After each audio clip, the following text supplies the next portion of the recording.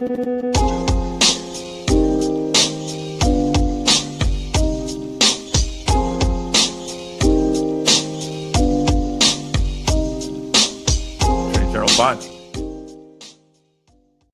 do have a question.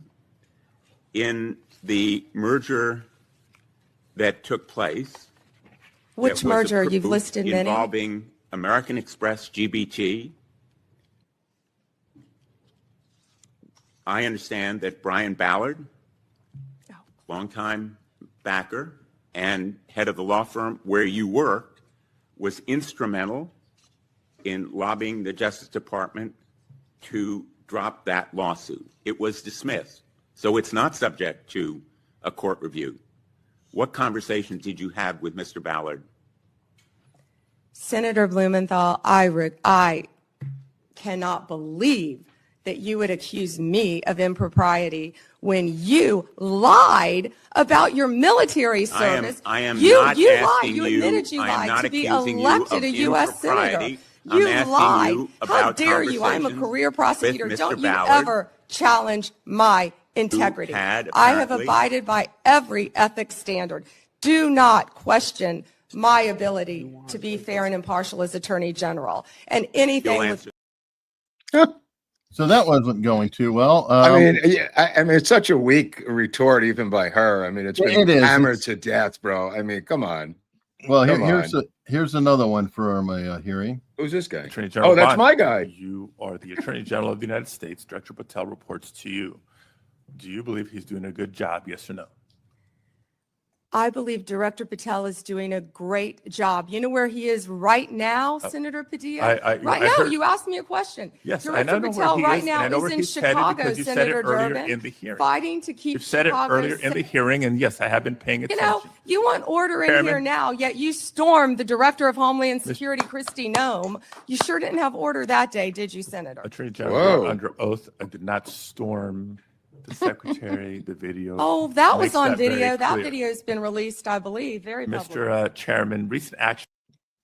So she's pretty pugnacious. Yeah, that's okay. I That's don't mind interesting. pugnacious. I don't mind that. The first one was a little bit weak, and she didn't really answer yeah. the question. So. I know. I mean, it's a yes or no answer. I mean, I don't mind her doing it, but you know, you're going to get blowback from the guy if you do that. You know.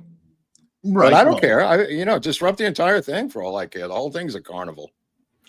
Yep. No, I totally agree. It went a little bit further. You had Dick Durbin, who, of course, Epstein has to come up. And again, she was swinging on that one. Let's see here. Oh. You know, Senator Durbin, I find it very interesting that you refused repeated Republican requests to release the Epstein flight logs in 2023 and 2024. You fought that. Did you take money from Reid Hoffman, campaign donations, who was a huge Epstein friend? Why did you fight for years? Why did you fight to not disclose the flight logs, Senator Durbin? I can tell you I did not refuse. One of the senators here wished to produce those logs, and I asked her to put it in writing, and she never did. Yeah, I think Senator Blackburn would quarrel with you on that. But I will quarrel with you as to read somebody that you mentioned I never heard of. Oh, come on.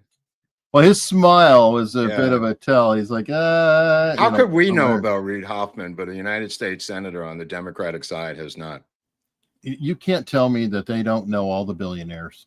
I mean, it's preposterous, but exactly. I mean, it shows you how preposterous they are. A smart answer would be, I don't know what my great friend Reid Hoffman has to do with this. That's the proper answer. Not, I've never heard of Reid Hoffman. It makes you look like the biggest schmuck on the hill, which is what Dick Durbin has been for most of his career. Yeah, I agree. And well, Marshall Blackburn did jump in. You're going to right on. For your conduct in this. You won't do it today, but eventually you will. I yield, Mr. Chairman. I got Mr. Chairman, something here. Mr. Chairman, Mr. Mr. Chairman. Yes. Since Senator Durbin referred to me, I would really appreciate the opportunity to correct the record. Proceed. Because Senator Durbin knows I repeatedly asked for those flight logs. I brought up the subpoena. You even shut down the committee because you didn't want that, and you know I submitted that in writing, and you continue to misrepresent that, and I am not going to let that record stand. Right on, Mr. Blackburn. Chairman, Go ahead, Senator Durbin. I just want to make it clear that the reason the committee business ended was that your side invoked the 2-hour rule. Point number 2 is I asked you if you wanted any documents like flight logs to put it in writing. You never did. Yes, sir, I did, and your staff knows that I did. No, We'll submit, once again, Send me a copy. the information to you. We've done that several times, but we'll be happy to, once again, send it to you. I think your staff doesn't show that to you. I like when they brazenly lie on the record and on video, on the record, on video, under oath, in a combo deal. But Steve Bannon has to go to jail. Totally agree, but they have complete immunity. They can say whatever the hell they want, as Right. we've seen. You know, they can smear people, they can defame people, they can do anything they want from there. But I do like that Bondi slipped that in there and then got tag teamed with Blackburn. I'm like, okay, that might be a new method to getting a message out, is to go, you know, I'm sure there was a little bit of coordination ahead of time. Hey, when I get this guy, for example, with Blumenthal. Points back and forth, like how we're going to work this between her staff and her staff, you know, and the others too. Oh yeah. So you know, putting them on the defensive, that's great. Yeah, And I at don't least care. receive As long as something. they're on the defensive, that's great. But that's how today is going so far.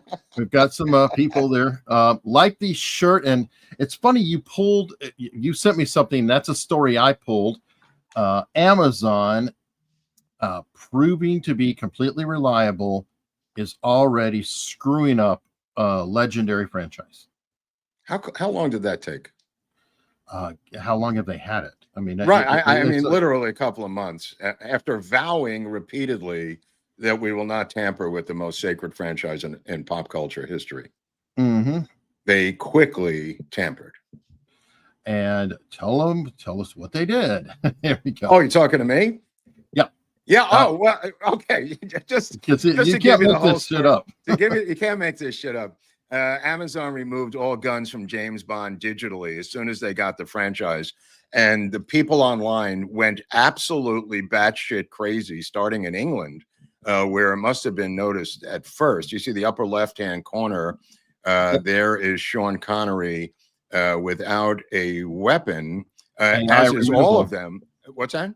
Yeah, the original has a pistol right there. Right. I don't know if you have a photo of this. There's one side by side, but I have put a Band-Aid over here, Eric, if you can zoom in. I have put an actual Band-Aid over the gun, which I am now removing from my shirt to reveal the actual weapon that Prime Video and Amazon have digitally erased from the James Bond franchise. Now, that being said, the reason it's important is because they vowed upon buying the franchise from Barbara Broccoli, from her family, who invented broccoli, that they wouldn't tamper with it at all. And this is their first shoot out of the gate.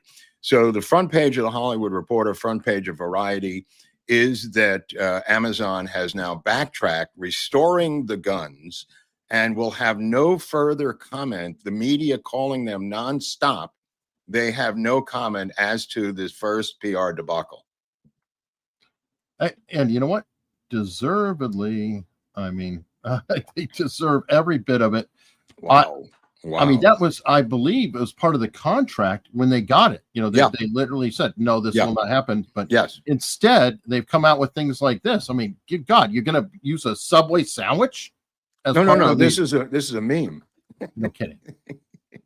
No kidding. This is from the original James Bond, Subway's 07. Roger Moore wasn't a bad Bond, you know, of all the different Bonds. He wasn't. Well, this is Pierce Brosnan. Pierce Brosnan, rather. I mean, he wasn't a bad Bond. He's better than Roger Moore, that's for sure. He was, but you know, the one I think who was underrated, I actually like Timothy Burton. Timothy Dalton? Dalton, sorry. Yeah, I like Dalton. We both misspoke. Yeah, Dalton was okay too.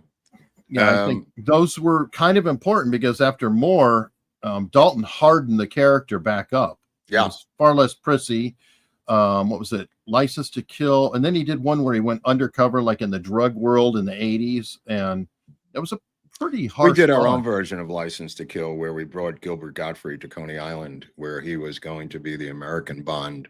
At the time, they were in between Bonds, and they were thinking of an American Bond. So we did a photo layout for MTV as Gilbert Gottfried as 007, which was a lot of fun. That was a lot of fun. It was actually shot by his Pulitzer Prize winning sister, Arlene Gottfried from the New York Times. Let me see if I have that. License revoked, right? License revoked. That's what we called it. Yeah, for MTV Magazine. It was so much fun. We had Bond girls. The cops were the best thing about the entire thing. They completely cooperated. Tip of the hat to Al Gonzalez and his police force. This is a blow up of the a printout of it. That's the different rides in the background in Coney Island, and Gilbert was in his element here in the tuxedo. But these cops were absolutely fantastic. The guy on the right lifting him up, and apparently he had a license to kill, but not in Brooklyn. Oh, here's that cop. Yeah, there's one of the. That's cops. a big boy. Yeah. He was like literally lifting him up off his feet. Well, how tall was Gilbert? Was he like 5'7"? He was like 5'3", 5'4".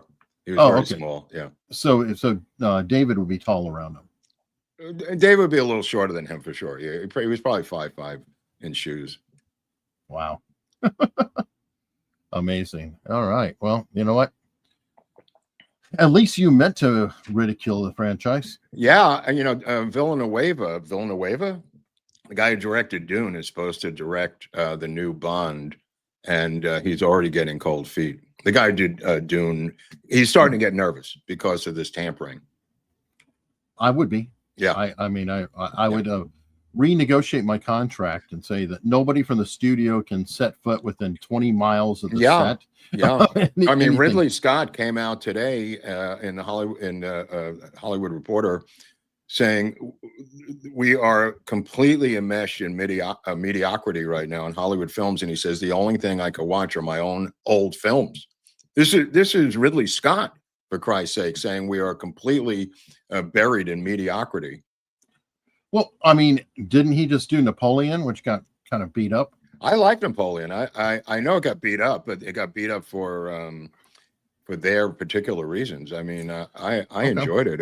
I thought it was an epic. It wasn't Gladiator, but all things being equal, it was better than Dune. Okay, well, I mean, good. I haven't seen it yet, so now I might check it out. Because, oh, definitely check it out. It's definitely worthwhile. Because I was going to say that would be technically his movie and recent, so I hope he's not talking about his own mediocrity. Yeah, no. People were pointing out Gladiator too for his own mediocrity. I mean, there's things that he's done that are obviously mediocre.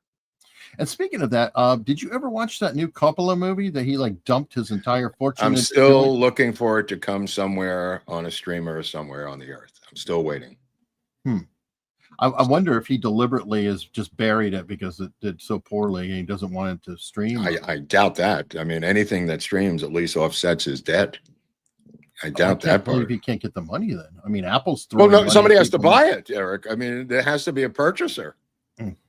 It's not a slam dunk. No, I understand that, but I mean, Coppola, I figured somebody would. Well, the last one was so surreal. I think they got burned by the last one. Wow. Amazing. I mean, he's making like avant-garde films at this point. They're not The Godfather. Let me put it that way. Oh, fair enough. All right. Well, getting on to back to the news. Obviously, we're still under a shutdown. Right. We're on to day 7. Okay. How does that make you feel? What happens now? Well, I am personally not worried about it. And especially, I'm glad that Leslie retired because this memo is pointing something out that people didn't realize. In 2019, they came up with a ruling that just because you're furloughed doesn't mean you're going to get back pay when you get picked back up again. And I thought that was automatic. It traditionally has happened. Right. It's not apparently definitive. And I think the White House is pushing this to, force the Democrats' hands. Right. We're getting into the as point. A threat. Right. As a threat. Hey, I mean, we're getting to a point where they're dependent on the fact that it's the 7th, right? So next payday is the 15th. So they figure, we can dick around for a few more days, whatever it is.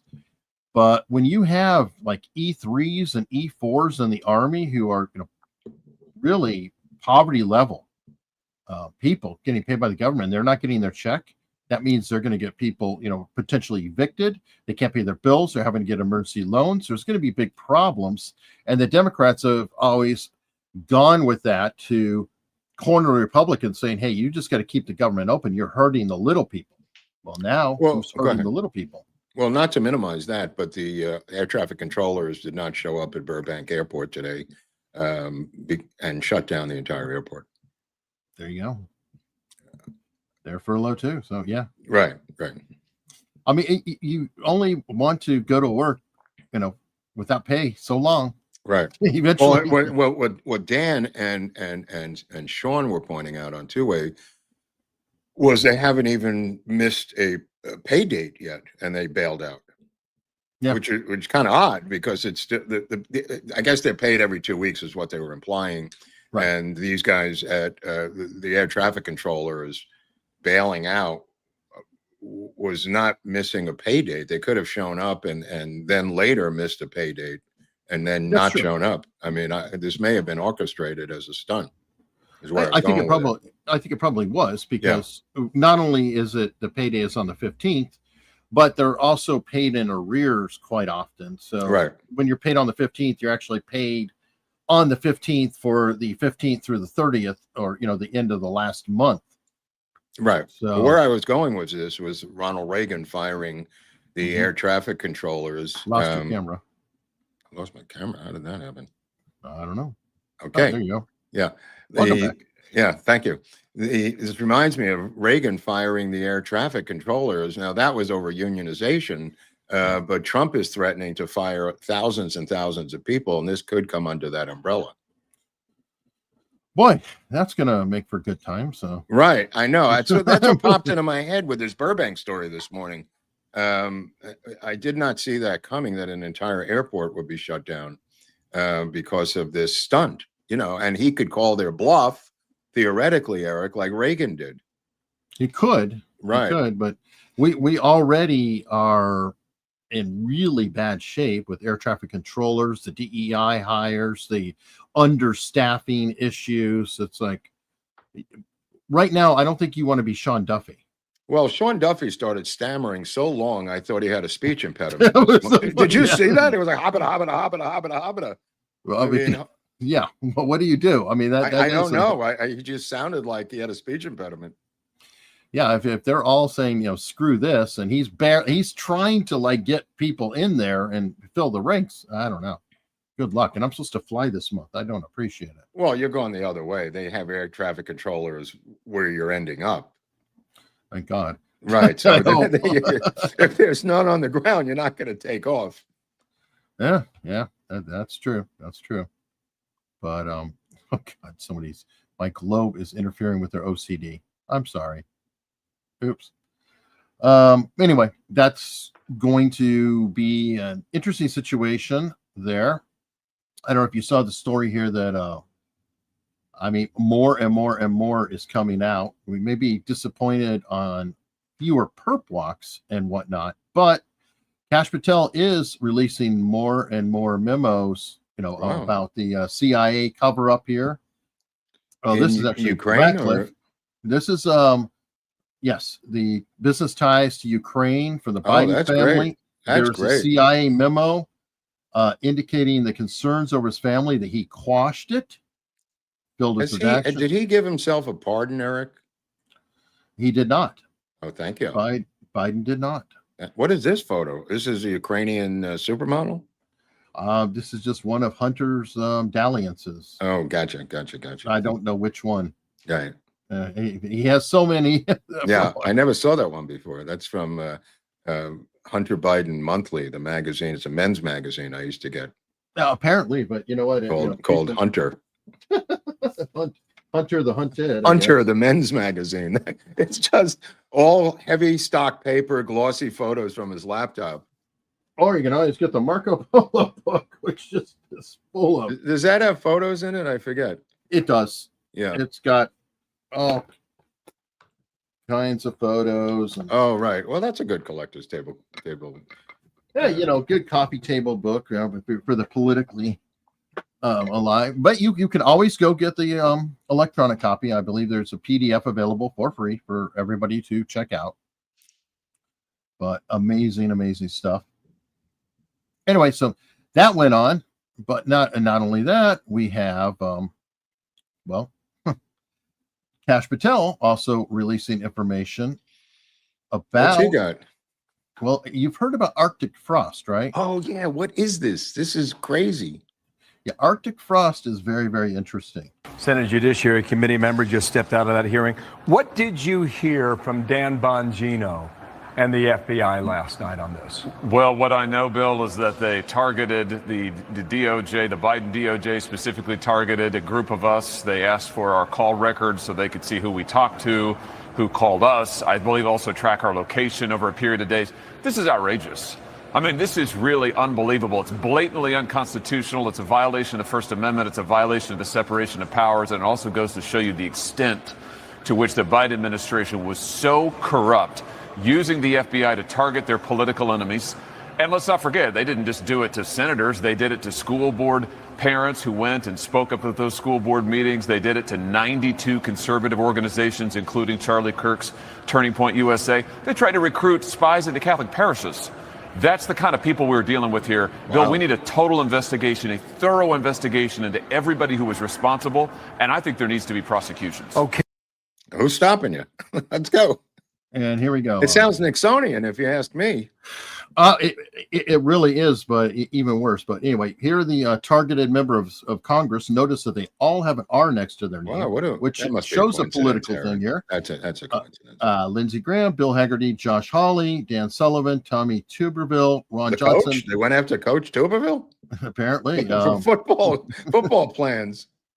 Ron Johnson, Cynthia Loomis, Marsha Blackburn, and Mike Kelly. Now, what's really messed up about this situation, all of you who love the Patriot Act, Yeah. please note that they probably have no legal means to fight this because the FBI was doing it, and the FBI has a lot of extrajudicial abilities. And what they were doing, I believe, were collecting PIN records, and they were just subpoenaing the Verizon or the telco providers, saying who called who, when, for how long.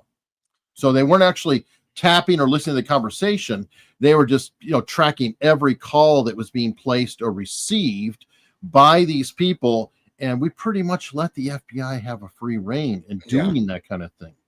Well, Eric and I were talking before the show about Mark Halpern revealing that he was in the Supreme Court as a kid and fell asleep and was almost kicked out by a bailiff. I don't know if you caught that part of the story. He nodded out, Eric, he must have been like 10 years old.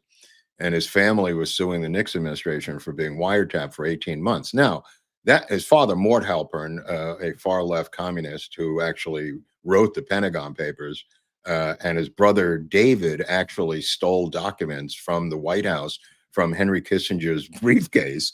He didn't mention that. And someday he's going to have to answer for that, Mark Halpern. And growing up across the street from E. Howard Hunt and playing as kids and playing with Hunt's kids before they and after school. Is that the father? This is Mort. Oh, this is Mort, the father. Yeah, Mort Halpern. Yeah. So Mort Halpern, who wrote the Pentagon Papers, was wiretapped by the Nixon administration because of leaks. Now, that being said, at that time, it was legal to wiretap if the president ordered it under national security guidelines. That's why they were in the Supreme Court. What Nixon did was not illegal at the time. And in fact, the wiretapping of Martin Luther King by the Attorney General of the United States, Robert Francis Kennedy, was also not illegal. It was ordered and he signed it, saying national security. This later, I believe, got overturned in 1 year. I forget which year it was, by the Supreme Court, saying national security is not enough for warrantless wiretaps. And that's why the Halpern family was in SCOTUS at the time with that lawsuit. Well, that was all part of COINTELPRO, wasn't it? the wiretapping and, you know, the FBI. Not all of it, King because thing. the Nixon people were doing it internally. They weren't using the FBI. Okay. The COINTELPRO thing with King was right, Right, but that was under JFK. That was also the DOJ and the Attorney General on top of this thing ordering it, separate from the FBI. COINTELPRO was another wiretap and disinformation program by the FBI, but the White House, as we've now learned, had their own plumbers unit.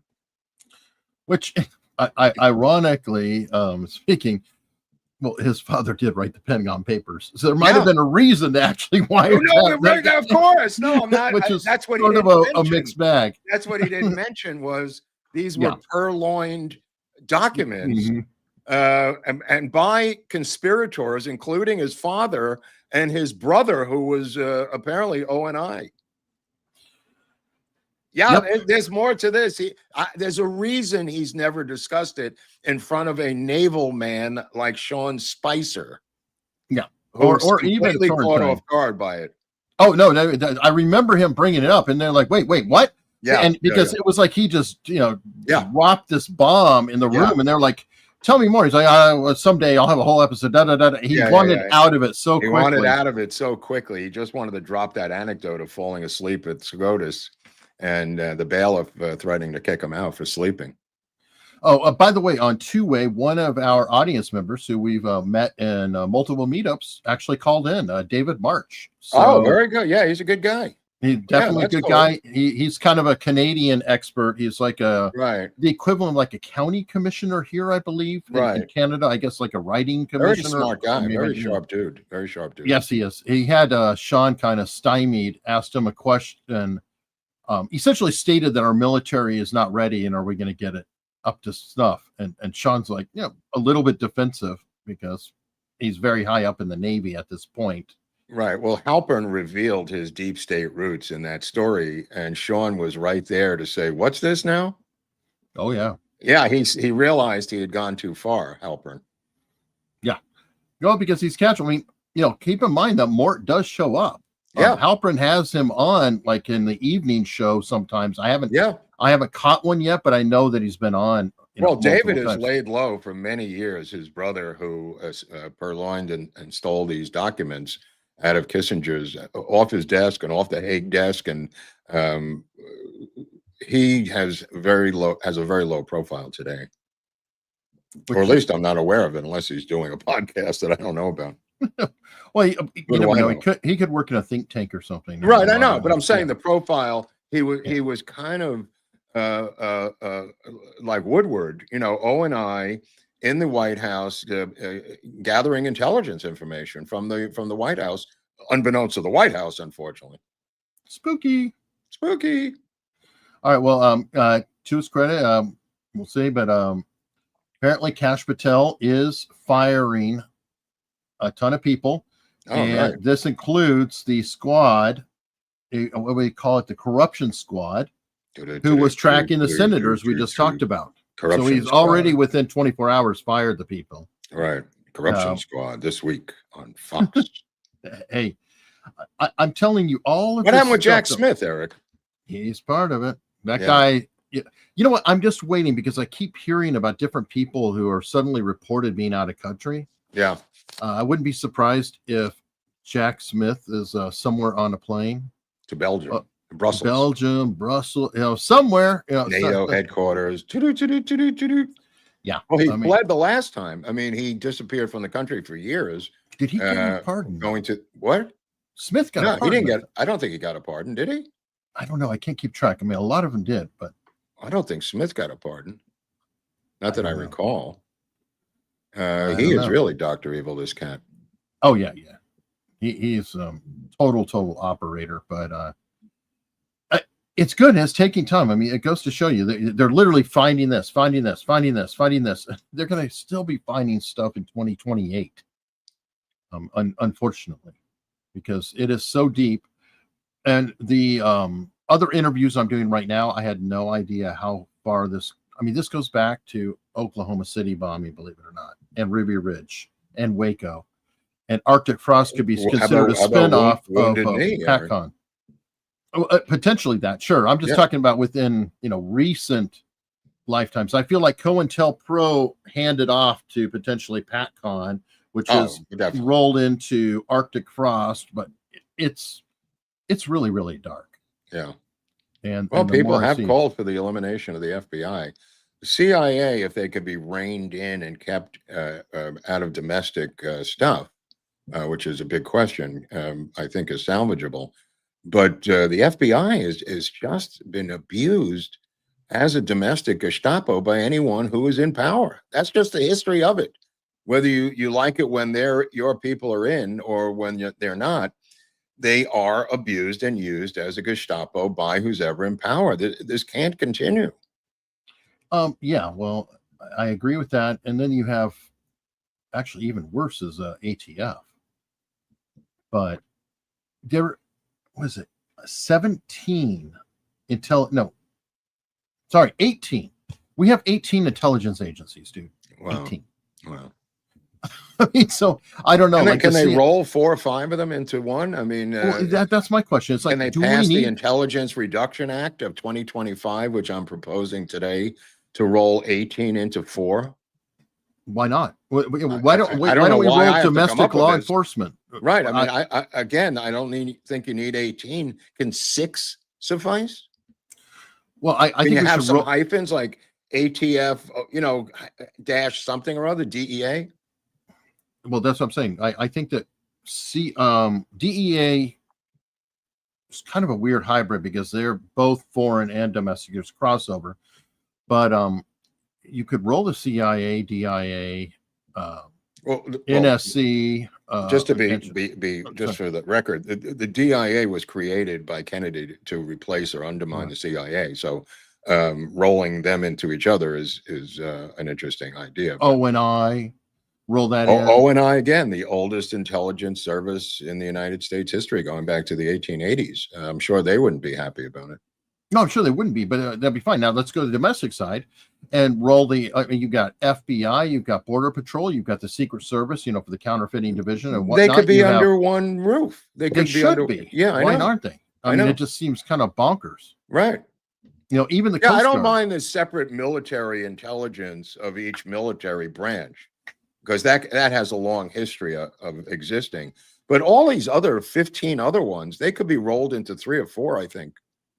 Yeah, U.S. Marshals. Everybody's having fun. You can go in the chat. There's so many agencies. So it's like, let's consolidate them. Why do we have them all, completely separate? The Intelligence Consolidation Act of 2025.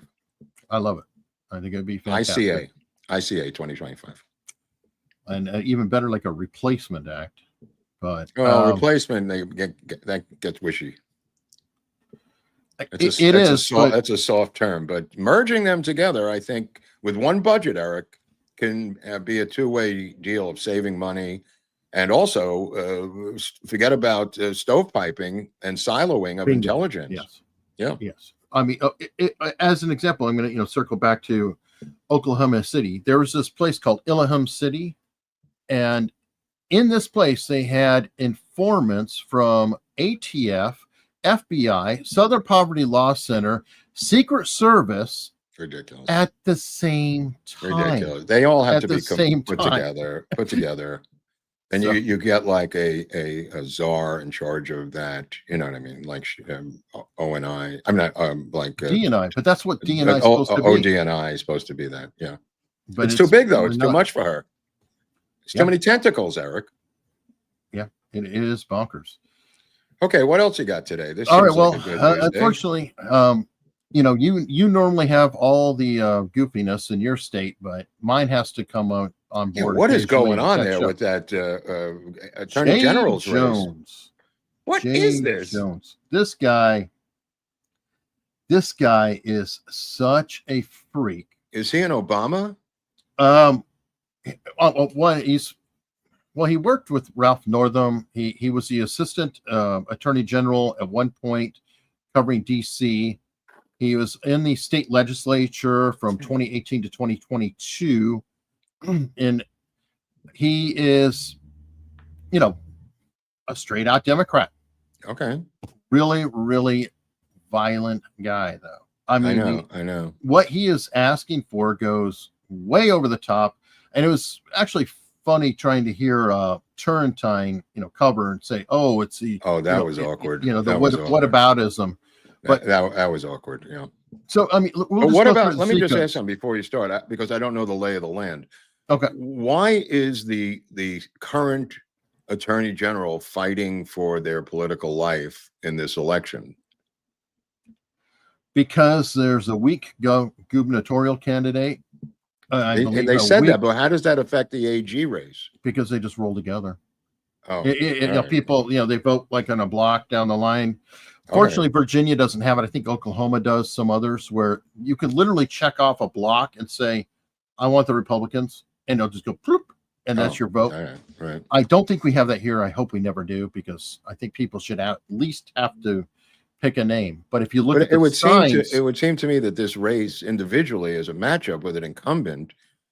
Unless the incumbent was found with a dead boy in his bed, why is this race in being competitive? Well, again, Virginia is a blue state. People don't understand that. How did the guy get in then to begin with, the red AG?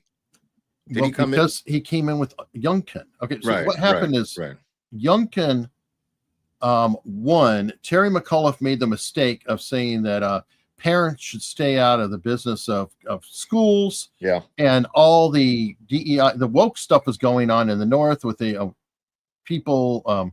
There were people getting beaten up in bathrooms. There was a trans problem in schools.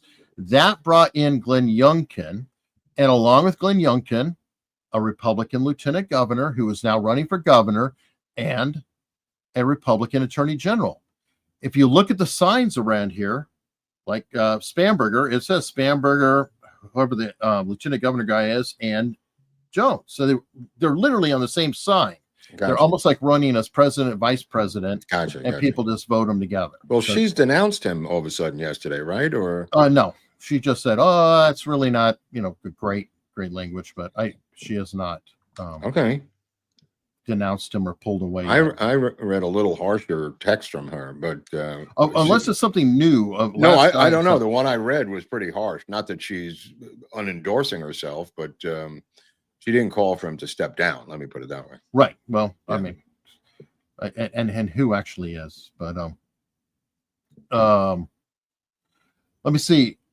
The text exchange started out because there was a guy named John Johnson, who apparently is a really long time moderate Democrat who passed away in 2022.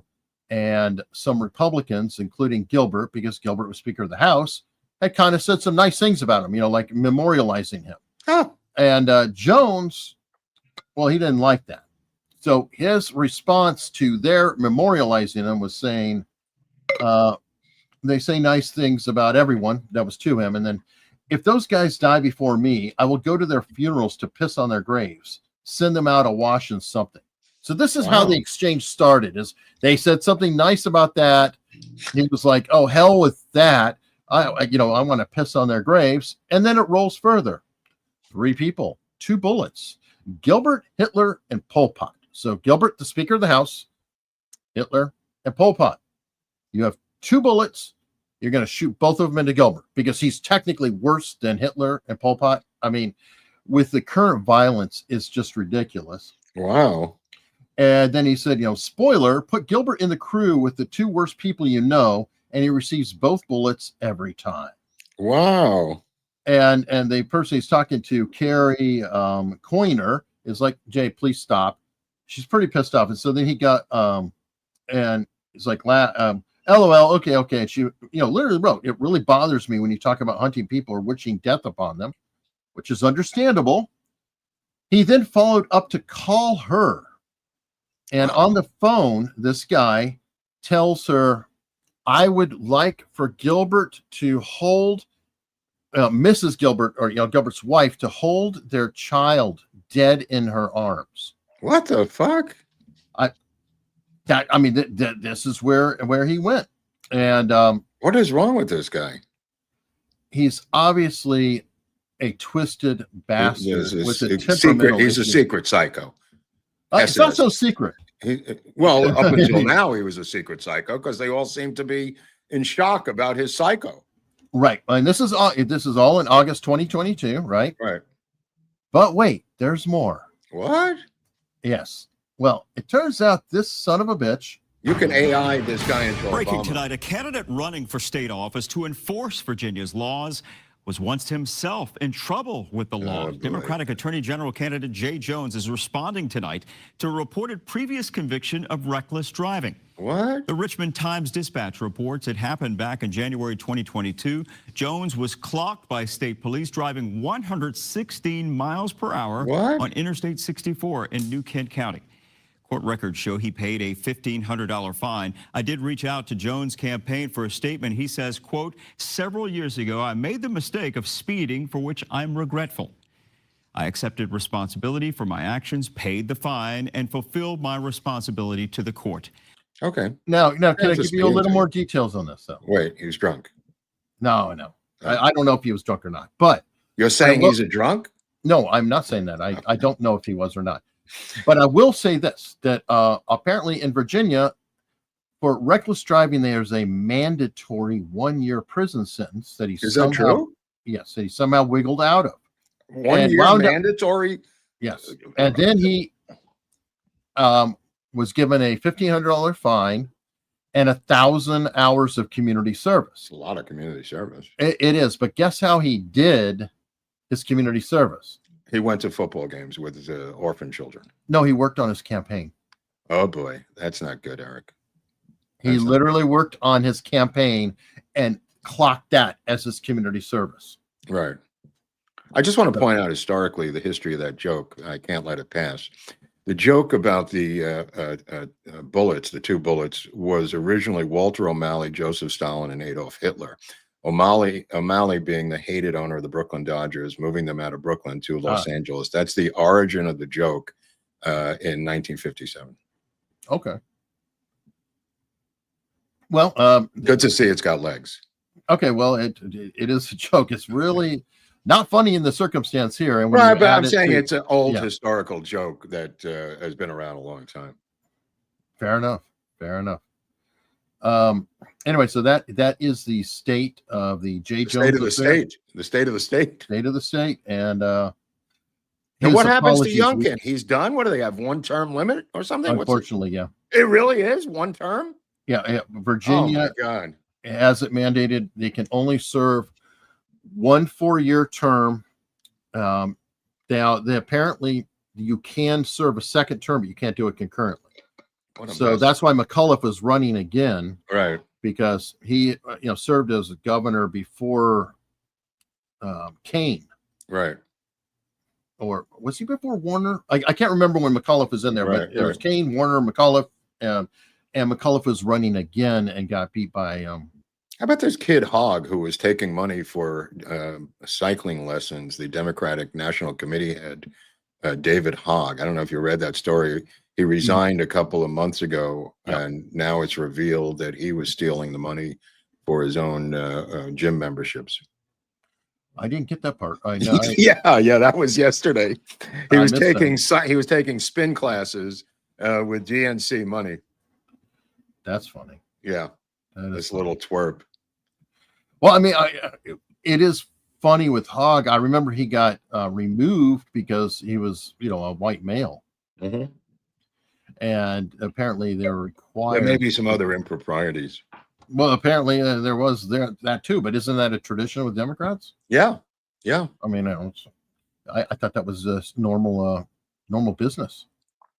By the way, we have, because of the success of the illegal immigration roundup by ICE in LA, we are seeing for rent signs on every single building around my house, and it goes on for miles. And I try to point this out to Rick Caruso yesterday, that the problem with LA housing is not high-end luxury housing and red tape not being stopping it from being built. It was about the taking of every square inch by illegal aliens.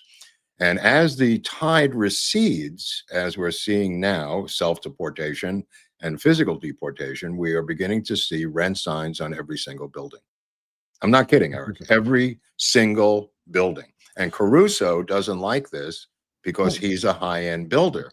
Sure. And he is starting to go online talking about how we got to get rid of all the red tape so we can build these $7,000, $8,000, $9,000 a month luxury apartments. And it's not necessary because there's for rent signs everywhere now.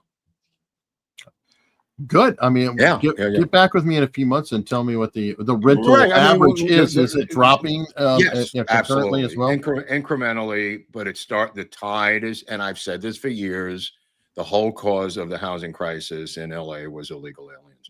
If you take 2.5 million people and dump them into any city anywhere, every single apartment is going to go. And you could have 3 or 4 people in there, any way you want to slice it. But the fact that they're self-deporting now, and they're also being deported, has opened up hundreds and thousands of apartments in a place that is, LA is like a 65% apartment rental city in terms of how people live, you know. So this tide is going out, and the rents are incrementally, not enormously, but slightly going down. But the fact that there's vacancies at all is the first step in the normalcy of the housing market in LA and possibly the rest of the country.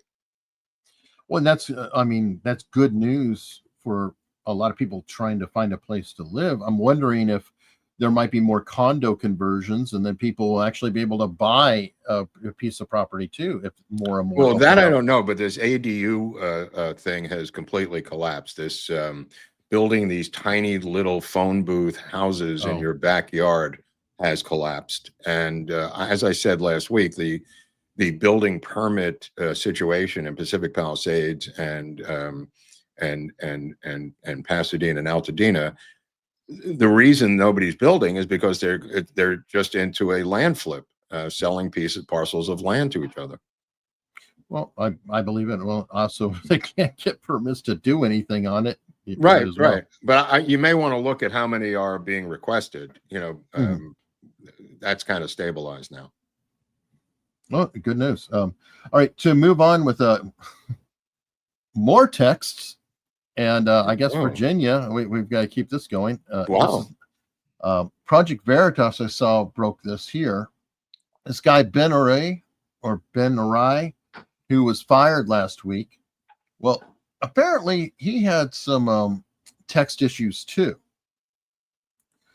Every night I dream that this nightmare will end soon, that she or Trump will simply die.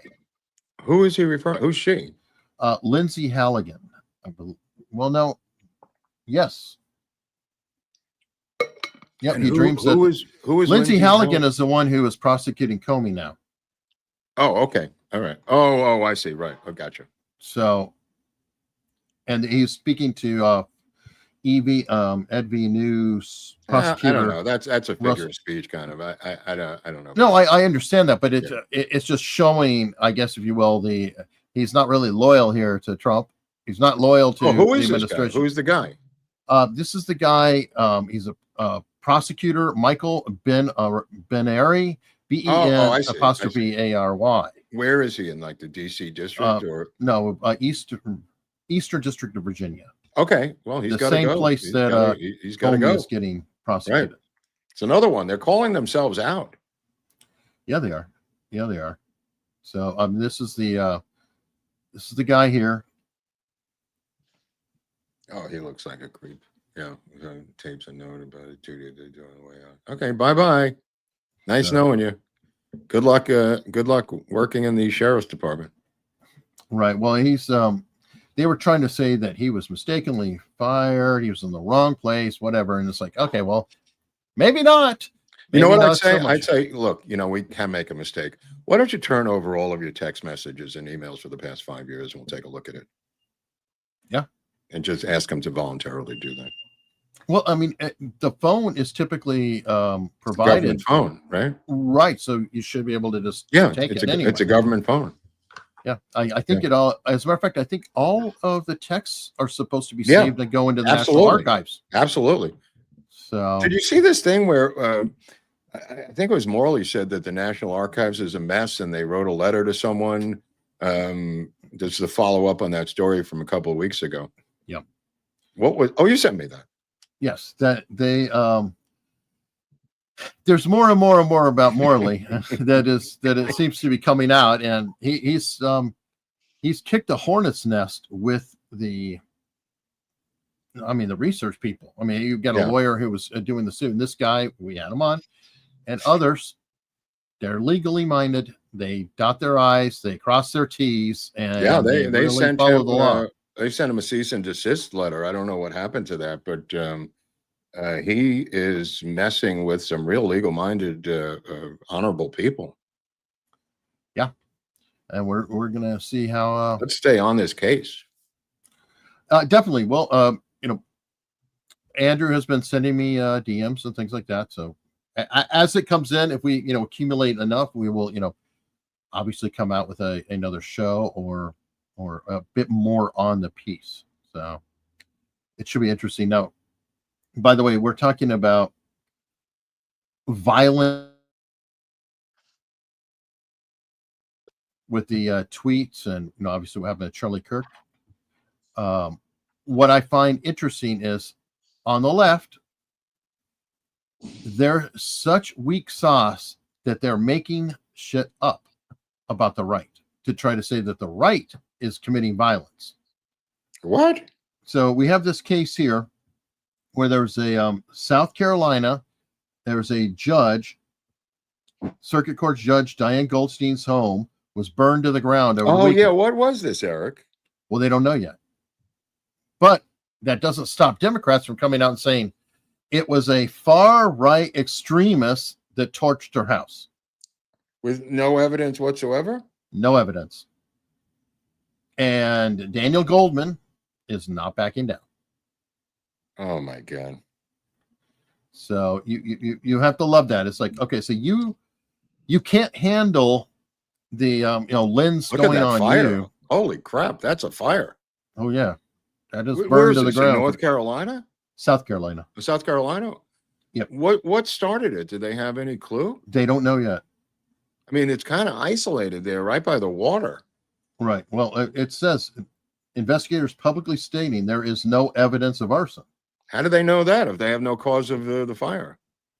Well, because if you have a flashpoint or whatever, then you're going to find that there has to be fuel in order for an arson and some sort of ignition point and whatever. So they can. There's many ways to skin that cat. I mean, I wouldn't rule out anything that quickly. That's true, but you wouldn't immediately say that it was burned down by a far right extremist. Oh no, you can't even prove it was burned down. That's the opposite. Yeah, I mean, so apparently they could say anything, as you pointed out, Eric. Well, yeah, I mean, especially Congress, but it is the trend now of everybody trying to do that. Now I've got another story here, which is kind of wild. I've never heard of this before. Wild. A cop and his wife, high on cocaine, wow, died while in a hot tub. Oh wow. Well, I don't know about the cop part, but I know the other part has happened many times. Well, apparently they died of heat stroke. Yeah. You've heard of this happening? Oh, absolutely. In fact, just recently, some Airbnb in California, these two, it was a group of older women got into the hot tub and couldn't get out, and then were literally boiled alive in the hot tub because they had some, deficiencies physically to get out, and they couldn't get out. And that was the end of their demise. And you could look at Matthew Perry, even though it was ketamine, he was really also thermally cooked in the hot tub, Matthew Perry. Wow. It happens a lot out here in California. I mean, I don't know what back east, what's going on. Well, this is in Brazil, actually. Yeah, there's a lot of that here. That is insane. I thought they had like temperature standards though, like it couldn't go over. Oh no, they do, but you could override that. A lot of the hot tubs have that override, especially in people's private homes and shit. Okay. Dan Sundin is saying 105 degrees should be the max heat setting, but if they're It should be, overriding but it, it's not. It should be, but it's not. There are plenty hotter ones out here. wow, that's scary. I will say that one of my favorite things in the world is in Tucson when I was growing up. On a winter day, because it does get cold at night there, not cold like New York, snowy cold, whatever, but it get down into the 30s overnight. There's nothing as satisfying as being in a hot tub when it's in the 30s outside. Oh, yeah. So you have the hot tub down below. That is very, very pleasant. Yeah, I was up in Idlewild recently, but before that trip to Idlewild, it was in the mountains. I had to take the snow off the hot tub and get in it. That was in December. I mean, we were just buried with snow up there. But it's great to be in a hot tub when there's snow around. Let me see. I've got this story here. I just thought this was kind of fun. I mean, you've got a cop who goes around. He's got a noise complaint, and never seen anything quite like this. This is how he's dealing with the noise complaint. He literally goes and he joins the party and starts dancing at a party. Yeah, and then leaves them with a citation. That's funny. So I can imagine they're like the strippers here. Yeah. Anyway, this has gone completely viral on TikTok, apparently. Where is it? Toronto or here? It's in the U.S. U.S. Yeah. Oklahoma. Yeah. Oklahoma, where the wind blows. Apparently. No, Tulsa. Yeah, Tulsa, Oklahoma. Mm-hmm. So, and I saw this. I want to play a guessing game with you and see if you can recognize who this actor is. Man, that's a tough one. Is it Jonah Hill? Damn, yes. Yeah. He has a weight problem, weight issues. He has been the discussion of weight stuff for years, Jonah Hill. There's the people believe, and I'm one of them, that the fat Jonah Hill is 10 times better actor and performer than the emaciated Jonah Hill. And these are discussions online on Reddit and everywhere else in Hollywood, just comedy discussions about the fat Jonah Hill being 10 times better than the emaciated Jonah Hill, for people who know what I'm talking about. Well, he is definitely emaciated. Yeah. And, I'm like, wow. This is Ozempic, bro. This is the fat Jonah Hill on the right, who's a much better comedy performer than the emaciated Ozempic Jonah Hill. Because as even they the one say, on the left is not bad. Yeah, I know. I mean, I feel like the one on the left, he should have stopped there. Yeah, I saw the fat Jack Black the other day riding his e-bike by my house, and I thought, yeah, he's still fat. Okay, Jack, way to go. Hasn't bought the Ozempic deal, but Jonah Hill has this fantasy of being a leading man, and it's not going to end well for Jonah Hill. No, and he's certainly known as being a great leading, even skinny. I mean, he's not really a leading man look. No, but you know what I mean. I mean, there's the fat sidekick buddy in those pictures where he's the funny fat buddy. He got tired of doing that. Which, I do understand that. Yeah, so do I. So do I. There's another actor. I don't know if you remember the show Earl, something Earl. Ethan, I think his name is Ethan, something or another. Anyway, the co-star of that, who was kind of slovenly in that show. Oh, I know who you're talking about. He ballooned. I mean, he was already, slovenly and all that, and then he ballooned My Name is Earl. Thank you, Ethan Suplee. I love the chat for that. So My Name is Earl, Ethan Suplee, and Ethan blew up to several hundred pounds, and he has come out and not only lost the weight, but he got jacked. All right. Jason Lee, who was supposed to play me in a movie as a star of the show as Earl, has left Hollywood and moved, I believe, to Denton, Texas. Former skateboarder turned Scientologist who auditioned for the part of me and did succeed getting the part of me in a movie that we never shot. But great guy, absolutely fantastic guy, really funny, great actor. Oh my God, yeah, I remember him that fat. Now look at him. Well, you got to get steroids involved there, bro. He's got to be careful with his heart and the roids. That's like a roid thing. You can't get there. You can't get there from here without naturally. That is injectable stuff. Oh, maybe. Yeah. So what movie was this of you playing you? It was called Aurora House. It was a movie with the Chasing Amy star and him, and unfortunately having nothing to do with anything. There was a couple of Scientologists in it. Okay, I think we did. We did an episode about it. Okay. Yeah. But he was the lead guy in the movie playing me, and he brought in some other talent, including Giovanni Ribisi and Ribisi's sister. It turns out their mother was a casting agent, but they were all Scientologists, so it got a little weird. But he was great. I never had a problem with him leading up to the film, which was pulled. The money was pulled at the last minute, but we went through all the different steps to get to the actual filming of it, casting and everything else, rehearsals and stuff. Now, was the director that your friend who you interviewed? No, it was me. I was the director. Okay, was he involved though? The What's Up with Lord Buck? You did interview with him. Was a producer on it, right? He was wearing a producer's hat on that. Steve Fader, yeah. Steve Fader. Yeah, but this one I was directing, and he was great. I mean, he went and studied me. It was kind of fun, you know. Well, in fairness, I have read and heard from multiple people, like one that Tom Cruise is an incredibly nice guy and the most professional, hardworking person out there. Absolutely. I've heard John Travolta is also an incredibly nice person to get along with. So there is a pattern of Scientologists being fairly likable people. They're also promoting their thing by their presentation, so they're quite aware of being a promotional item for the church. True. I mean, I don't have great things to say about Scientology, so I want to be honest. No, but the people themselves, people I've known, and I think it's intentional. You know, I mean,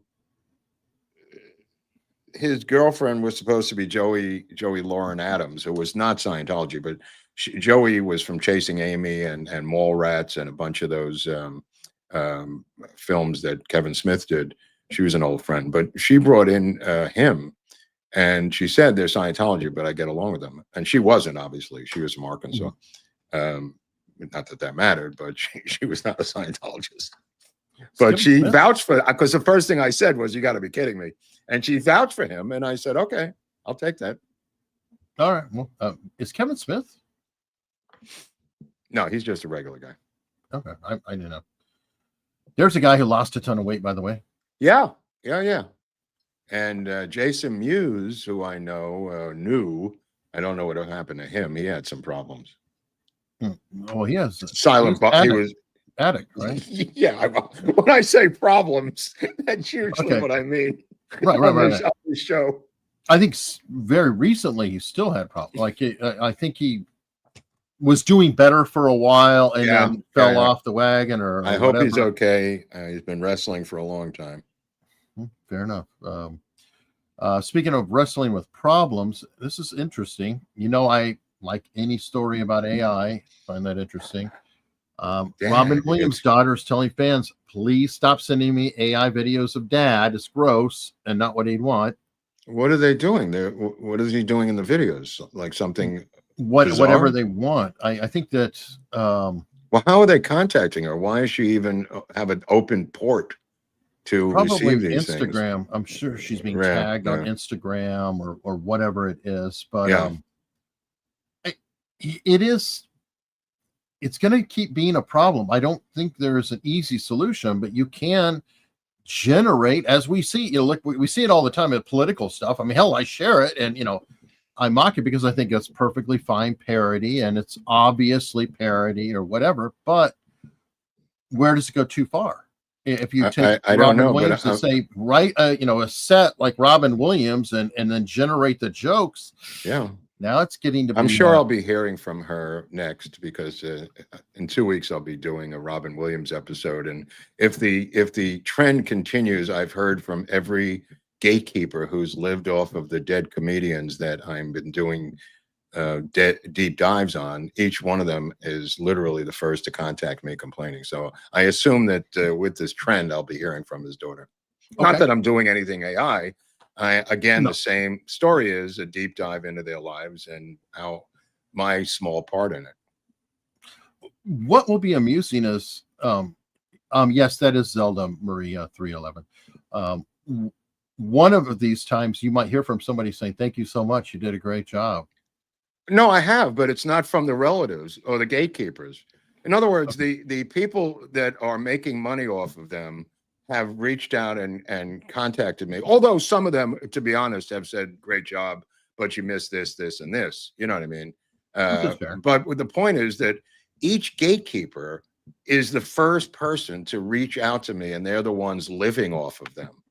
And I found this to be a little bizarre, but you know, that's the way of the world. So again, I'm sure she lives off her father's estate, just like Carlin's daughter, just like Richard Lewis's widow, just like Bill Kinnison, Sam Kinnison's brother.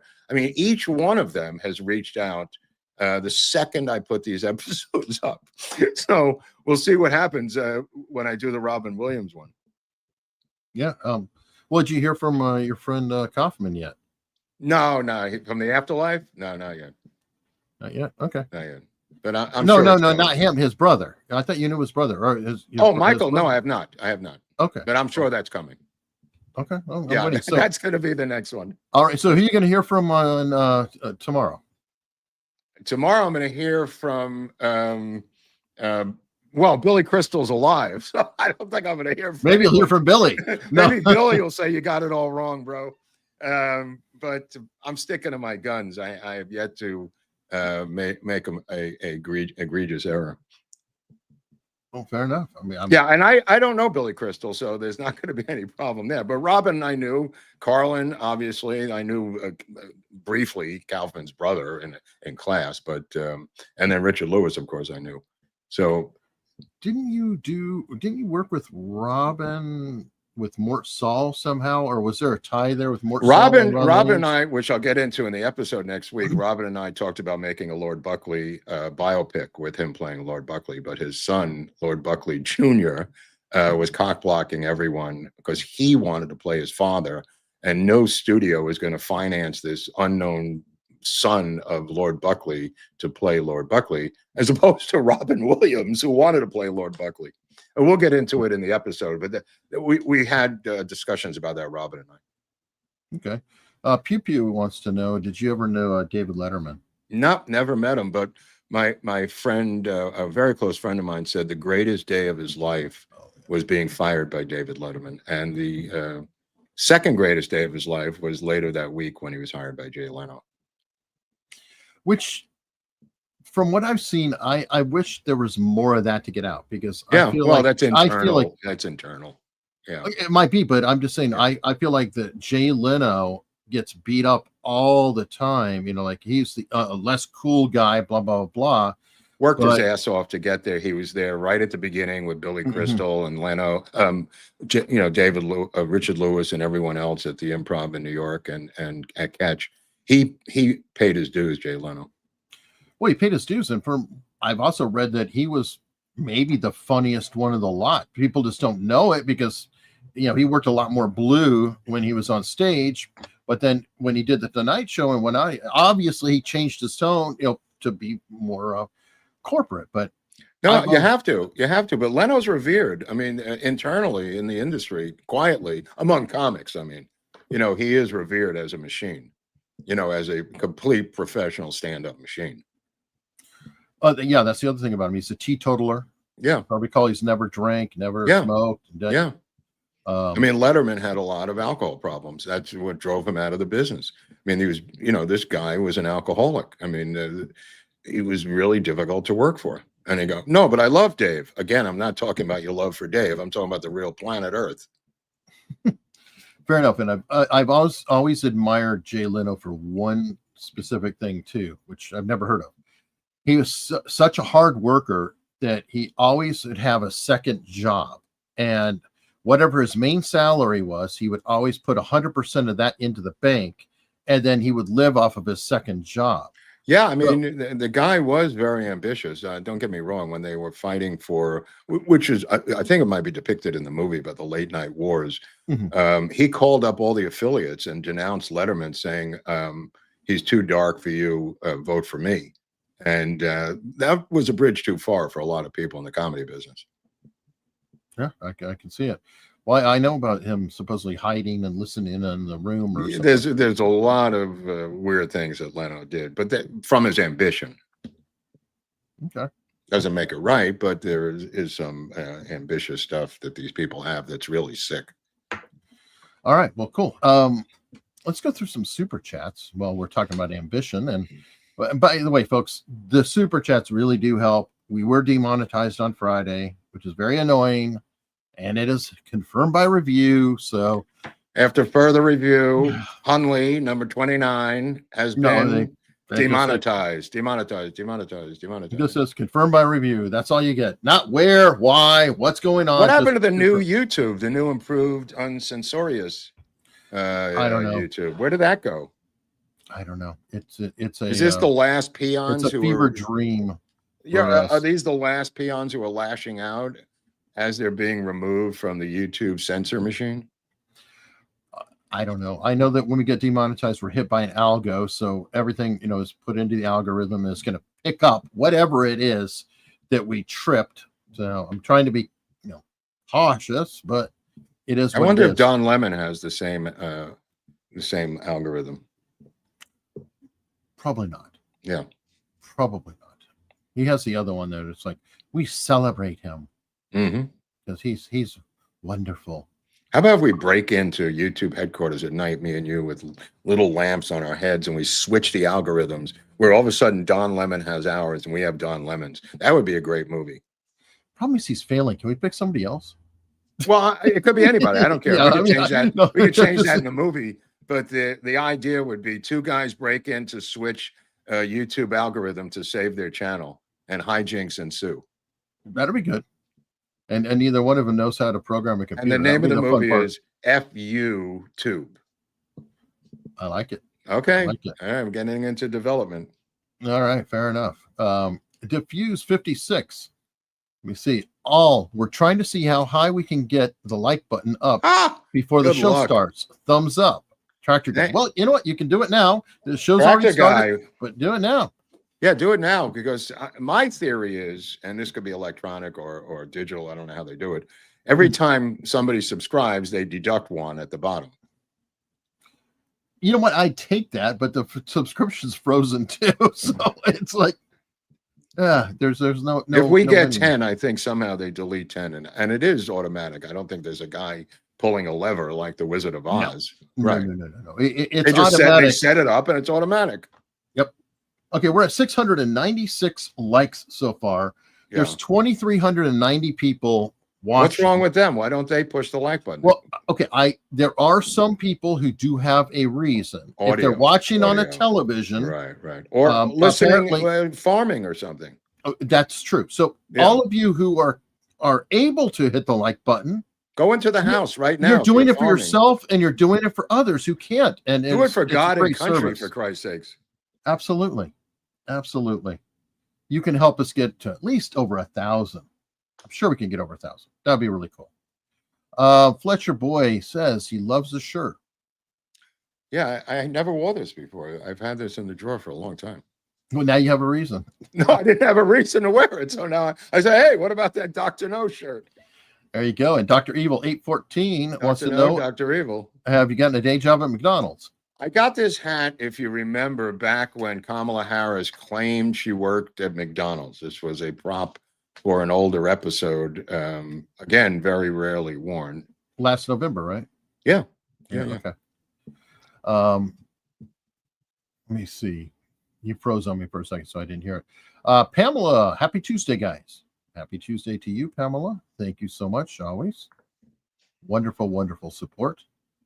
Patriot Biker has been a member for 8 months. Finally made it a little late. Restart later. Yeah, definitely. And by the way, let me know if you like that we just kind of started right in playing clips and didn't talk a lot. We just rolled. Do you like that style? Do you not like that I think style? the less of us, the better. They like us when there's less of us and more clips, is my guess. That could be. I mean, my Yeah. ex kind of implies that. Diffuse 56 says Hawley for president after Vance. Tractor guy. All right. He's got a lot of fans. I mean, he's also got a lot of Section 230 baggage. Hawley seems to be in bed with a lot of these tech companies that he's supposed to be overseeing, but he couldn't be any more in bed than JD Vance. Right. Worked for Peter Thiel directly. Right. But Hawley's supposed to be the regulator and apparently takes the most money of anybody from them. Okay. Well, just saying.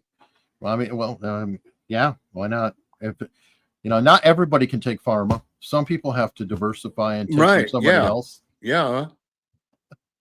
And Tractor Guy gifted 10 America's Untold Stories membership. This Tractor Guy's gone crazy. With methane and different gases on the farm, people could lose their stuff and all of a sudden spin off into an altered state of consciousness. All right. Somebody wrote, I'd like it if it wasn't Pam Bondi. Sorry, she's in the news, guys. She's in the news. What are you going to do? I mean, and at least she was fighting back a little bit. She's not my favorite, but she's the only one we got right now, though. Yeah, she is. Oh, by the way, did you see people putting out and floating the idea on X and whatnot about Trey Gowdy for? Yeah, what is that about all of a sudden? I'm like, no. Hell no. Q-Tip is so sketchy. Why Q-Tip all of a sudden? I don't know. And he's also a huge fan of Comey. If you don't, if you oh, remember. Absolutely. I mean, dude, anybody but Q-Tip, as my bumper sticker says. Which is, yeah, I was blown away. I think we have to acknowledge October 7th at some point. This is a year today since the brutal, savage massacre by Hamas of the Israeli festival goers. And we seem to be on the brink of something. I don't really know how this is going to turn out. Everybody's got their fingers crossed since every single Arab country is now in on this peace deal, according to Trump.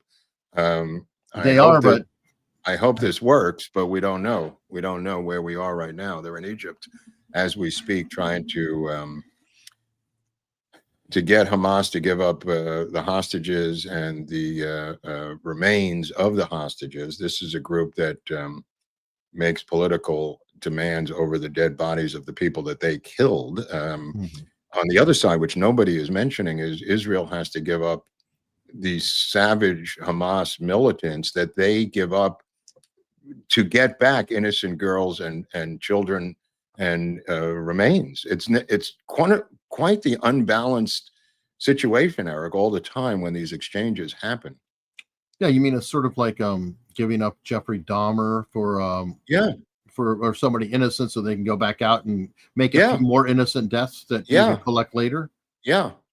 And look, I don't know if this is going to hold or not, but you got to give Trump credit for trying to pull this massive thing off, with all these different countries on board.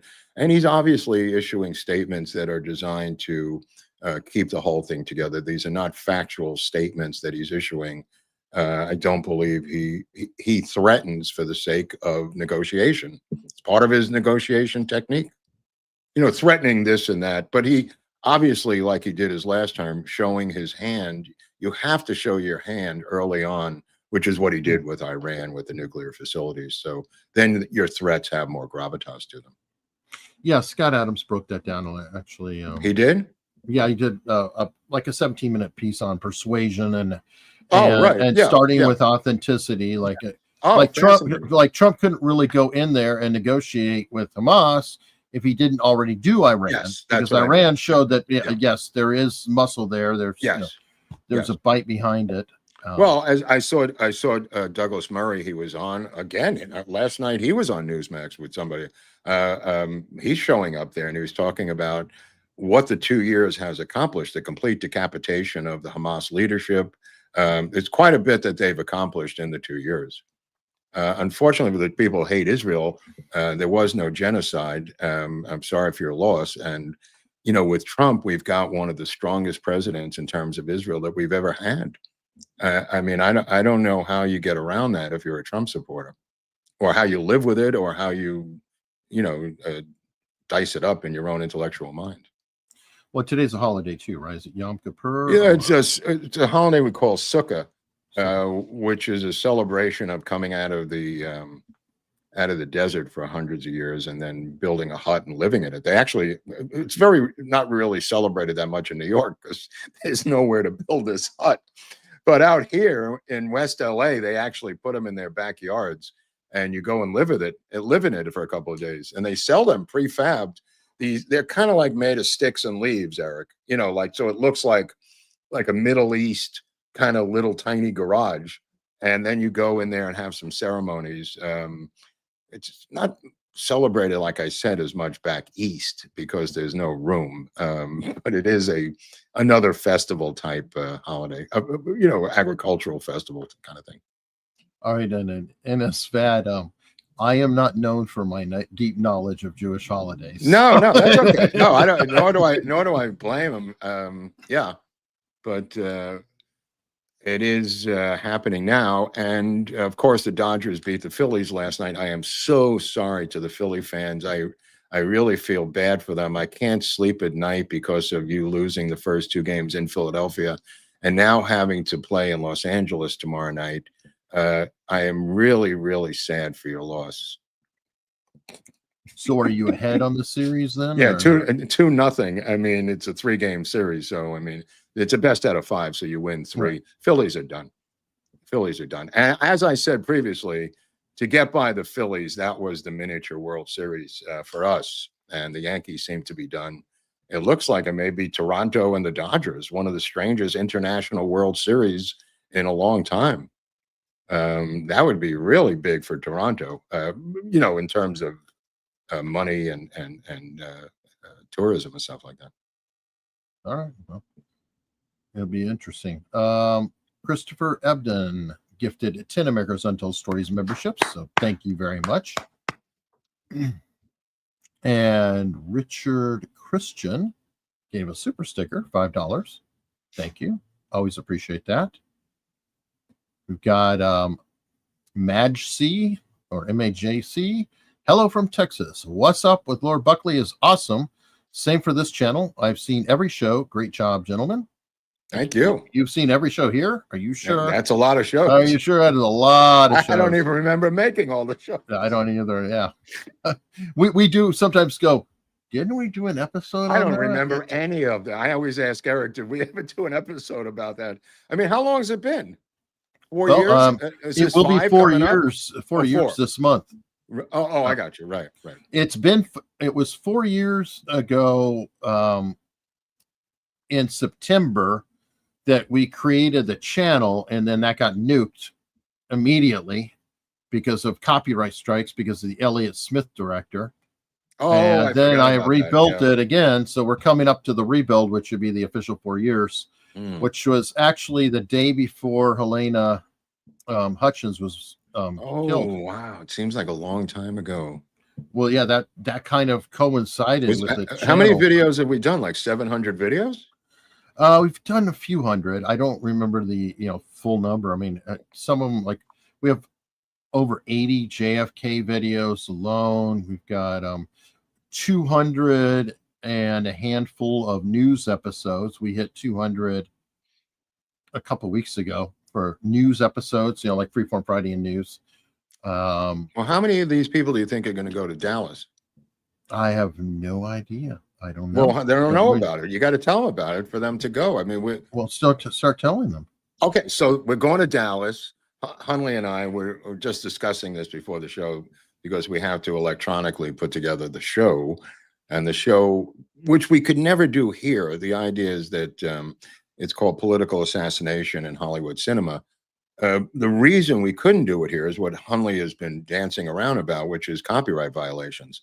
But in Dallas, Texas, when we control the imagery on a screen inside of an auditorium, which is what we're going to do, we're able to show you clips from these films like Manchurian Candidate and The Day of the Jackal and films like Executive Action, where we can analyze them with Bob Grodin, who apparently was a consultant on all of them. So we're going to have a panel discussion, show the clips, and get into the weeds on these post JFK assassination films that Hollywood began to produce after 1963. I don't believe it's a coincidence. I believe these films, the assassination and the Zapruder film, touched a nerve, and that Hollywood producers began to make films with assassinations in them. Ipso facto, The Day of the Jackal, which I was watching last night, the French assassination of de Gaulle, an American film. But the reality of it is they seem to be in this post 1963 to even, the remake with Denzel Washington, a Manchurian Candidate, which is not so old. There's a long list of these films, and you'll get to see them only at this particular conference using that secret code that Eric's going to tell you about. The secret code is right on the screen. It's Untold 10. And those of you who are watching your TV, you're like, you know what? You got your phone. Take your phone in your hand. You can point it right at the screen on the bottom right. That'll load up the page on the phone. And there you can purchase a ticket. You can come in person. You can always come virtually too. There's different ways to consume this. I recommend doing both because isn't there interactive chat this year? She was there saying? Is a chat. There's supposed to be a chat for the virtual sessions because I think Pew Pew in Norway is going to be a virtual viewer. Okay. But others, you can do virtual. And again, you can do both. And I always recommend both because when you're there, you get busy and you may miss one session, but you can always check it out later. And if you can, invest and get downloadable versions so then you can experience it. You don't have to sit there and take notes. You can just watch it and enjoy it because I don't know about you, Mark. I hate it when, I'm doing a presentation and I'm learning a lot. That's cool. But I'm like, oh, I got to get that down. I got to get that down. To get that down. While I'm writing notes, they're telling me something else. And now I've missed everything that I've just been writing. It's nice that you can always replay. Yeah, this is going to be a very visual presentation, which is why I wanted to do it because we can't do it here. And this has been cooking in my brain for a number of years. And then I told Bob Groden about it last year and he got all excited because he's a film expert and he knew every single one of these films. And some of them, like I said, he was a consultant on, which I didn't know. So that was kind of kismet. But if you're just an audio listener, you might miss the visuals that we're presenting in this particular conference. Absolutely. And yes, Dan Sundin, you can do all three. You can obviously attend it there directly.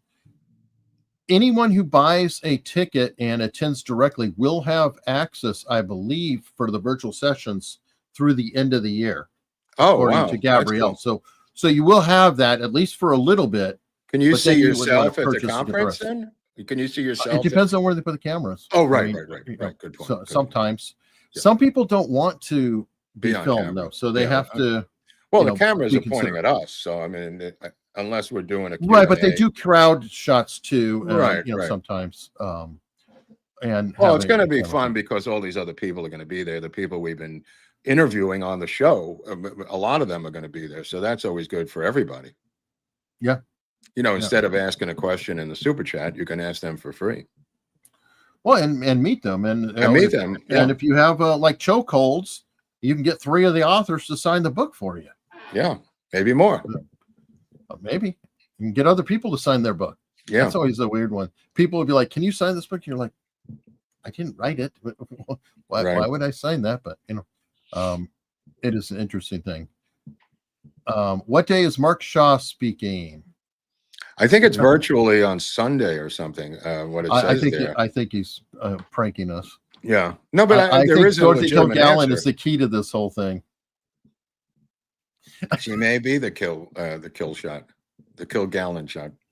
Yeah, sure may be. And you know what?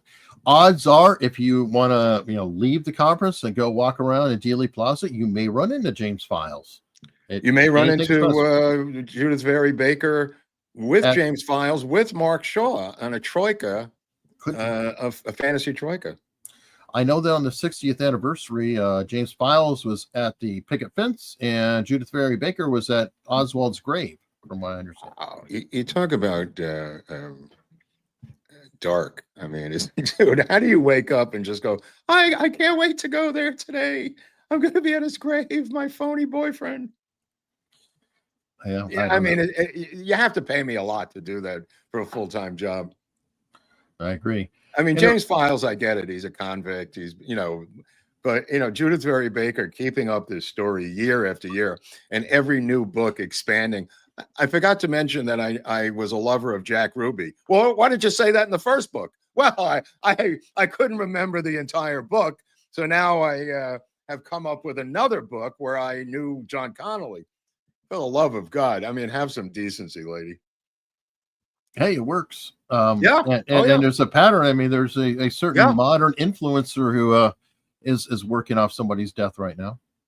Oh, Posner or Candace? Oh, Candace Owens with Charlie Kirk. Yeah. Yep.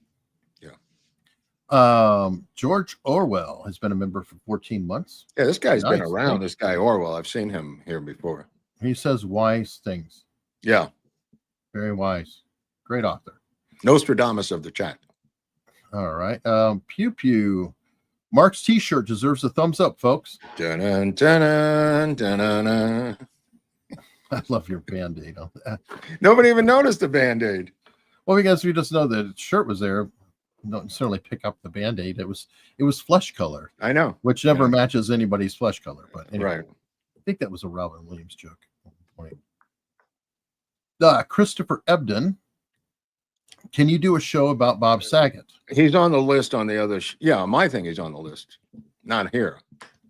I figured. Yeah, Saget is on the list. The list is long, but I mean, Saget's on there definitely. I don't know why, but I need to understand Bob Saget. A lot of these, I mean, I don't know enough about Bob Saget, so I'm going to get into it myself. Well, he's one of those, from what I understand, who was very blue, but had this like family man persona because the show he was on, but the complete opposite when he was on stage. And a lot of people would go see his act because he was Bob Saget from whatever, Family Affairs or some show like that. And they would be like, holy shit. This guy. What? Yeah. I know. Let me see. Cinder Blocks for Tires. That's an interesting name. That's interesting. Wow. And I like that he's got Clippy as the icon there. There's an improv between John Ritter and Robin Williams. It's just amazing. Ritter doesn't get the credit he deserves. Well, Billy Crystal actually auditioned for the John Ritter part and did not get it. And for Three's Company, little known, odd known fact. Tiffany Rose, send the bad guys home with a free pager. That's funny. Yeah. Tell them what they won. Yeah, tell them what they've won, Bob. I mean, that free pager thing has got to end up in the Hall of Fame of anti-terrorist actions in the history of the world. Well, just, intelligence officers. Right, but I'm saying, but an anti-terrorist action by itself, I mean, wow. Yeah, well, I mean, they're going to get them all. They're going to get the same thing happened, with Munich. They're eventually going to get them all. Well, they did get all of. There was like cards, like Iraq had cards. There was some. They're all gone. Yeah. Oh, yeah. They got all those. So, I don't know. The Hamas leadership has been gutted, and they cherry picked them right out of Qatar, to get those guys. And they that's all they do. There's just a whole squad that's just after these people. And the same thing with Munich.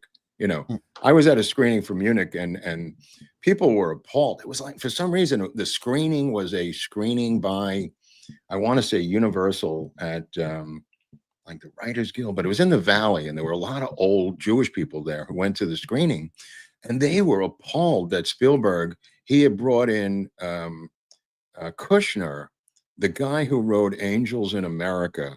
And Kushner was a notable self-hating Jew who was raised with Orthodox parents, and he turned gay, Tony Kushner, and he wrote the script for Spielberg, and he made the terrorists the moral equal of the victims in Munich, and people were appalled.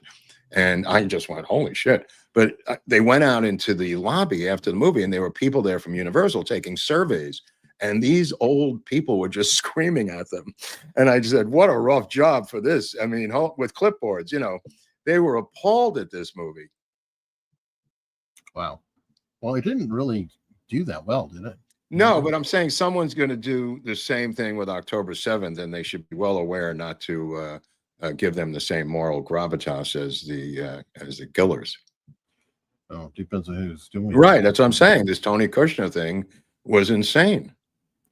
In the current climate, I could actually see it being the reverse, that the moral high ground will be given to Hamas. Well, which is in Munich, in the movie, I mean, the ABC continued to broadcast the Olympics. They didn't skip a beat. They said, bunch of dead Israelis, keep going. I mean, it was appalling. All right. Well, Dustin made it. Had to escape a pack of separatist Amish revolutionaries tossed a broom in the spokes of the lead buggy to make the show. He can resort to a lot of devious methods to break through a lot of the hazards and walls that are thrown up to prevent him from getting to the show. Russell has come up with a lot of different methods in order to do that, and it's very appreciated by the show over the years. I know, and you know what? We have some people who can't even hit the like button. Well, they have, look, thalidomide was a real thing. A lot of people ended up with flippers because of the late 1950s thalidomide baby craze that the Pfizer at the time, whoever it was Pfizer, it wasn't Pfizer itself, but the company that did it, that said it would make the pregnancies easier, led to thalidomide babies. And people may not be old enough to remember this, but it was kind of the, COVID vaccine debacle of its era.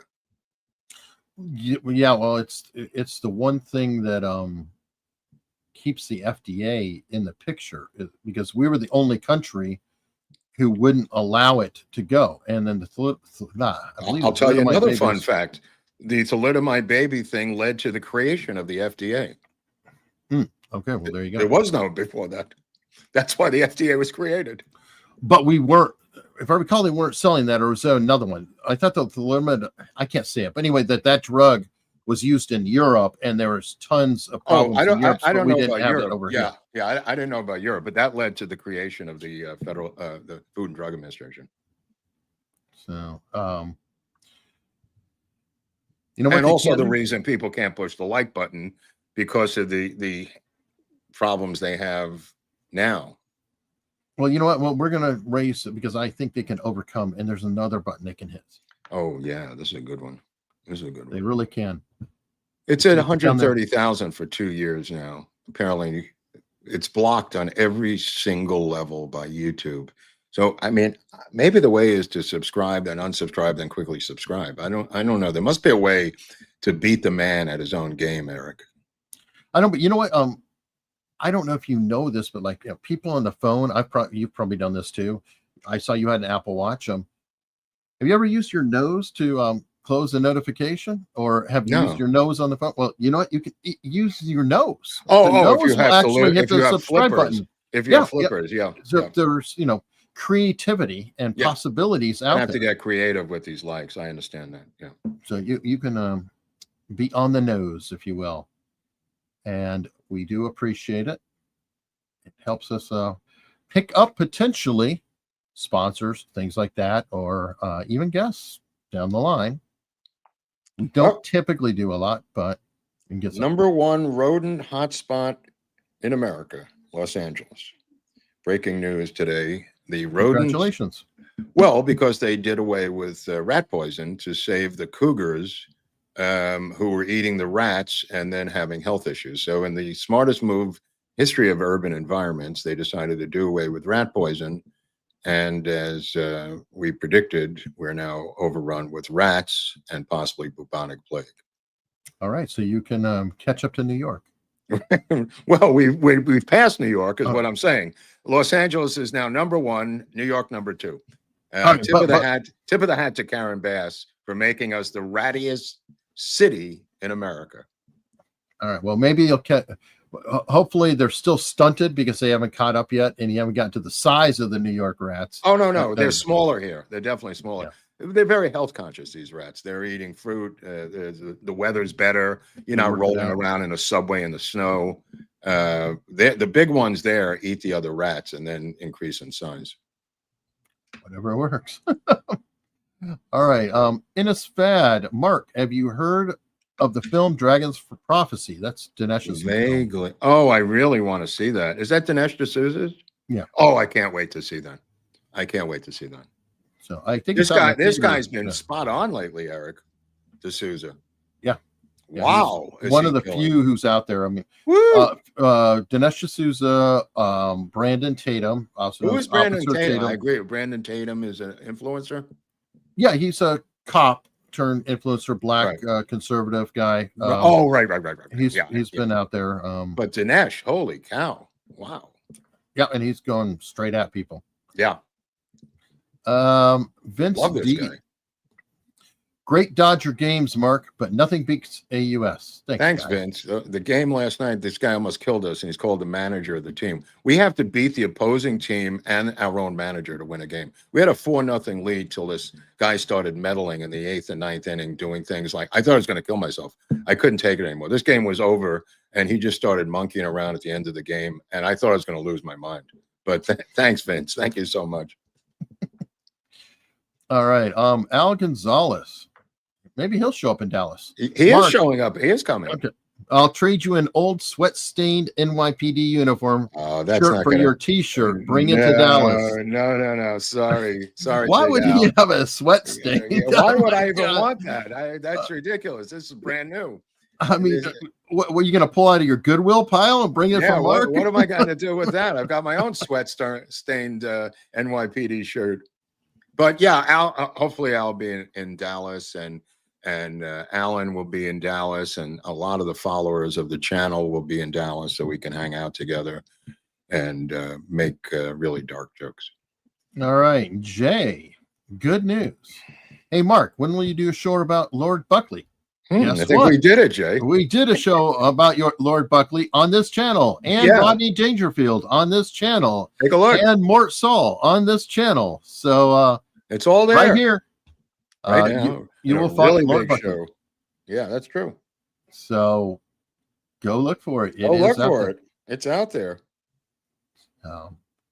And on that note, we are going to be heading over ourselves. What? Yeah, we're going to go to locals. Oh my. We can hang out. Oh my. Not be demonetized. Not be demonetized. Oh my. Because the people there are cool. Well, they're nicer than YouTube, that's for sure. Yes, by far. Colonel Ingus, yes, we did an episode on Jumbo. Multiple episodes on. We did Jumbo, didn't we? LBJ. Yeah, we did multiple LBJ. Right. Our biggest episodes, LBJ. Ladies of We LBJ. Also did Tusco, the elephant that was we did killed. Jolly West, yes. It was killed by Jolly West. It was confusing Jumbo with Tusco. Tusco killed by Dr. Jolly West by giving him 100,000 micrograms of LSD. Yep, we also did Sidney Gottlieb. So, oh yeah, he's in there too. That's a good one. So definitely start looking at the back catalog. And you know what? I will try to remember. I need to start, I'll probably start tweeting out older episodes. Yeah, these people maybe they don't know that they're there. I certainly don't remember. Well, that's true. One of us has to. One of us has to. My memory is gone. Well, we're headed to locals, and you guys can remind us there on what's going on. Okay.